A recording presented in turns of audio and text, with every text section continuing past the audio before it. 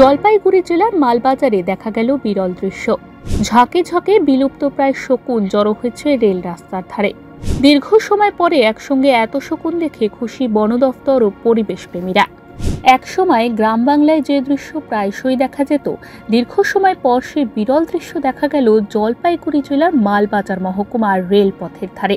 একটি মৃত গবাদি পশুকে ঘিরে ভুরি ভোজে মেতেছিল হিমালয়ের শকুনেরা।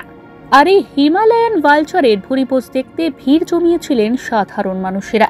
দীর্ঘদিন পর এত সংখ্যায় শকুন দেখতে পাওয়ায় খুশি বন বিভাগ এবং পরিবেশ কর্মীরা। এই বিষয়ে বার্ডস ওয়াচার সোসাইটির প্রতিষ্ঠাতা বলেন, ক্লিপটিতে যেই শকুনগুলোকে দেখা যাচ্ছে সেটা হচ্ছে আমরা যেটাকে হিমালয়ান গ্রিফন বলি, হিমালয়ান গ্রিফন বা হিমালয়ান গ্রিফন ভালচার। আমাদের ভারতবর্ষের 9টি প্রজাতির শকুন পাওয়া যায়।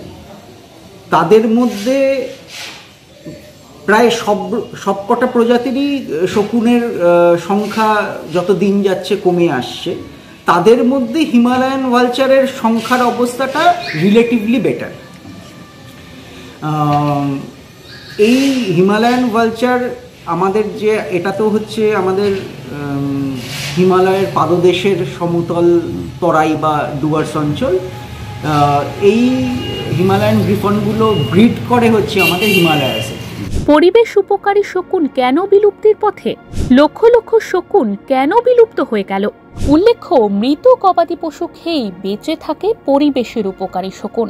কিন্তু একসময় পশু চিকিৎসায় ব্যবহৃত হতো ডাইক্লোফেনাক ও কেটোপ্রোফেনের মতো কিছু ওষুধ। এই ওষুধ পশুর দেহ থেকে শকুনের দেহে গিয়ে ভয়ানক ক্ষতি করত। ওইসব ওষুধের প্রভাবে লক্ষ লক্ষ শকুনের মৃত্যু হয়। এর ফলে প্রায় বিলুপ্তির পথে চলে যায় শকুনেরা। তবে বর্তমানে ওইসব ওষুধ নিষিদ্ধ করে শকুনের সংখ্যা বৃদ্ধিতে বিশেষভাবে নজর দিয়েছে সরকার ও বন বিভাগ। জলপাইগুড়ি থেকে উজ্জ্বল হরের রিপোর্ট, ওঙ্কার বাংলা।